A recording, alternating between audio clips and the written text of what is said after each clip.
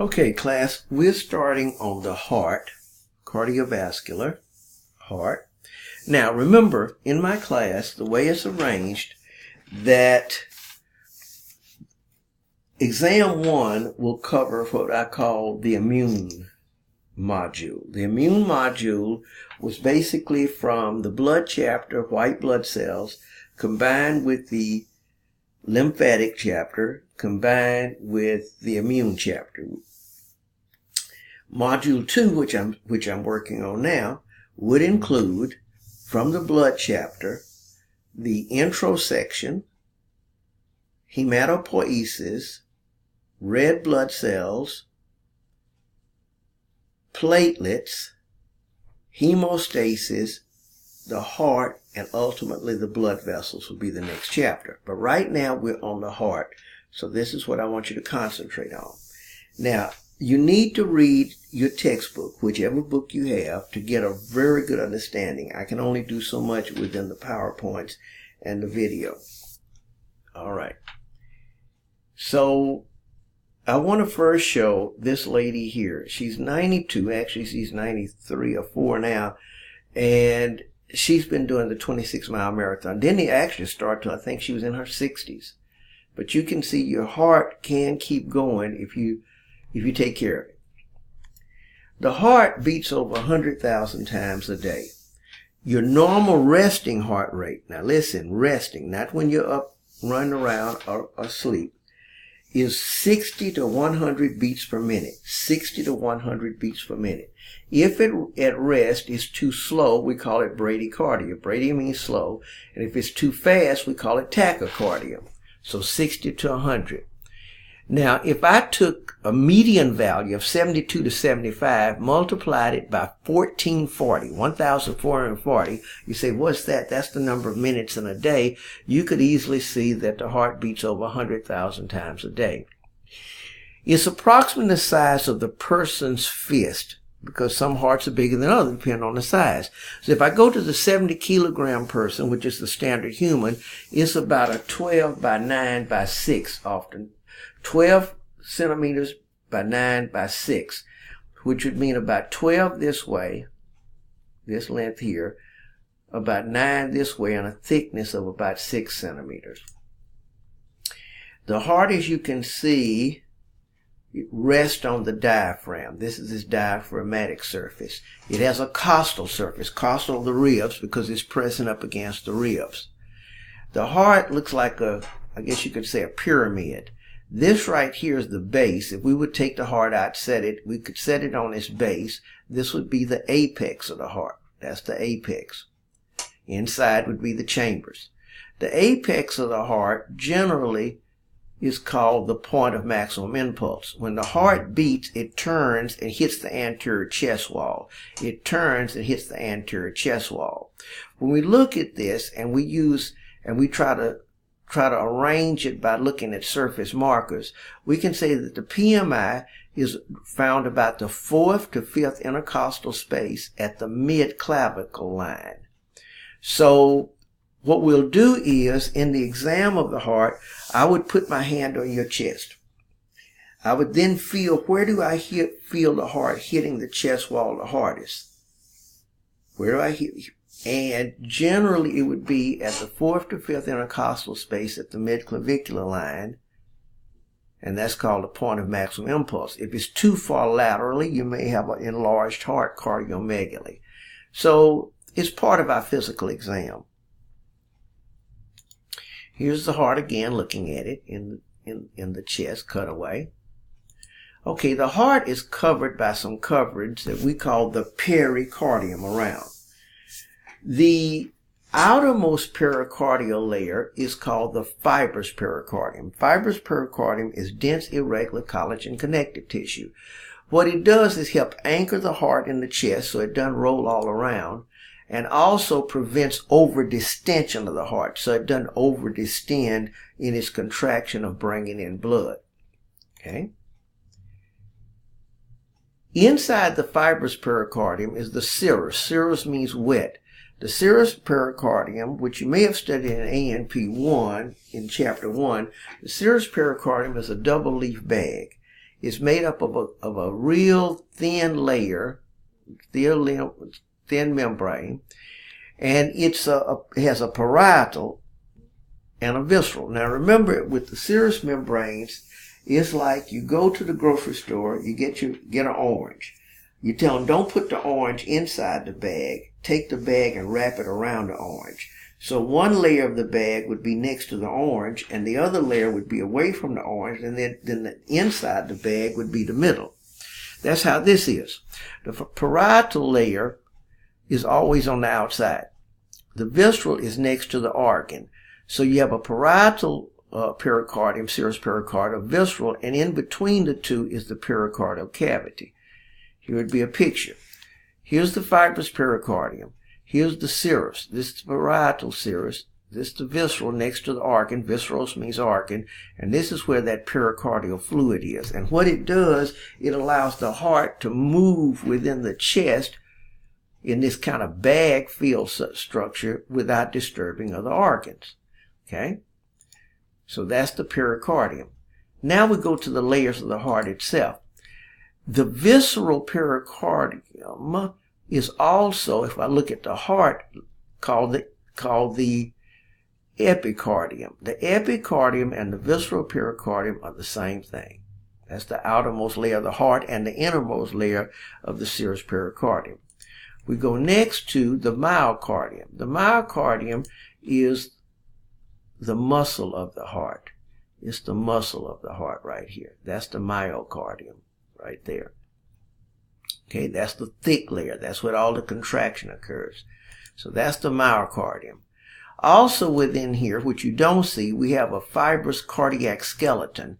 The cardiac skeleton anchors the cardiac muscle fibers. It also anchors the heart valves. It supports the vessels. It also does not allow short-circuiting of action potentials. Because remember, connective tissue doesn't conduct. The only two tissue types that conduct are nerve and muscle. So this keeps the conduction system in its proper sequence of activities, shall I say. And then the endocardium is an inside layer. It's really kind of a membrane, but the innermost area, because here would be where the blood would be, that innermost area there of the endocardium is endothelial cells, the same endothelial cells that line the blood vessels. The same and they have to be very smooth so you don't start blood clotting within there. Okay? Here's a look at this cardiac muscle spiraling around. Now, we've got the chambers. I drew a little picture of the chambers. I'm going to go here. So, we have 4 chambers to the heart. We have 2 atria, a right atrium and a left atrium, and 2 ventricles, a right ventricle and a left ventricle. So the human heart is a 4-chambered heart. The human heart is a 4-chambered heart, 2 atria and 2 ventricles. The atria are separated. The atria are separated by this interatrial septum. And the ventricles are separated by this interventricular septum. Then between the atria and the ventricles is what we'll call the atrioventricular septum. The atrioventricular septum. Okay. Go back here. The coronary sulcus is on the outside of the heart. And it's a groove around the heart where certain blood vessels fit. That's that coronary sulcus. Encircles the atria and the ventricles. The auricles are these dog ear structures there. They look like little dog ears on there. They don't do anything at all. No blood is up in those, but they do hang off. And that's called the auricle. There's one and there's the other. Okay. The 2 ventricles are separated by the interventricular septum, and anterior interventricular sulci. Sulci is a groove. So what they're saying is, now on the inside you have this septum. On the outside you have this groove that kind of separates the two.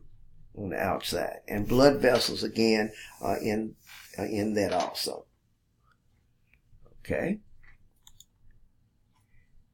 The walls of the heart are rigid by trabeculae corneae. The trabeculae corneae is this area down here. It's kind of a meshwork in there. And I want you to read on it. They kind of support this, that trabeculae corneae. It looks like a soft scar type of thing. Okay. Papillary muscles project into the ventricular cavities. Let's look at those. Right here is a papillary muscle. Now, papillae means a tip. So right here, these papillary muscles project. Now, these papillary muscles attach to something called the cardae tendonae, the card-like tendons, and they attach to the heart valves. What they do is to prevent the heart valve, when this chamber contracts, you don't want blood to shoot back the other way. You don't want blood to what we call regurge. So when this ventricle contracts, these papillary muscles pull on this and keep the heart valves from protruding back the other way. Okay? Okay? A vessel leaving the right ventricle is called the pulmonary trunk, and one leaving the left is called the aorta. So I go to my next picture. Okay. In the right ventricle, so blood, when we get to it, and I want you to read on it. Okay, let's just start the circulation real quick. Into the right atrium, you have 3 holes. I've labeled them with X's. I want you to study in your book. You have X1 would be what I'm going to call the ostium of the coronary sinus. The ostium of the coronary sinus. That particular hole brings blood back to the right atrium from the heart itself, because the heart does need a circulation. X3 would be from the superior vena cava. The superior vena cava brings blood, draining venous blood from the head. X2 would be the inferior vena cava coming in. So the right atrium gathers all the blood. The right atrium gathers all the blood, and it has 3 holes into it. Let's go here. It has 3 holes into it. It has the inferior vena cava coming in, the superior vena cava coming in, and then it has another one that I don't see on here, which would be the coronary sinus will enter in here. So 3 things will enter into there. Okay?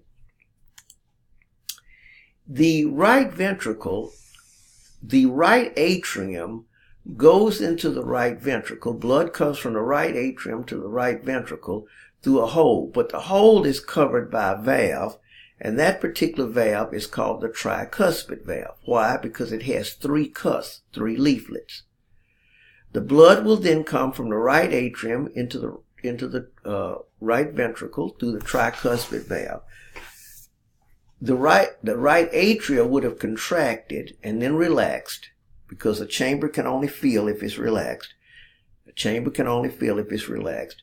So then the blood would come into the right ventricle, and when it comes into the right ventricle, it would squeeze down and close the tricuspid valve, and then try to generate enough pressure to open the pulmonary valve. The pulmonary valve then takes the blood through the pulmonary trunk into the lungs. The blood then comes back from the lungs and goes into the left atrium. In the left atrium, there are 4 holes coming from the lung. 4 holes coming from the lung. Okay? Coming from what we will call the pulmonary veins. And then the blood will go from there through the bicuspid valve into the left ventricle. This will contract the left ventricle, close the bicuspid valve, generate enough pressure to open the aortic valve, which takes blood to the body through the aorta. So this is heart video 1. We'll pick up heart video 2 in a moment.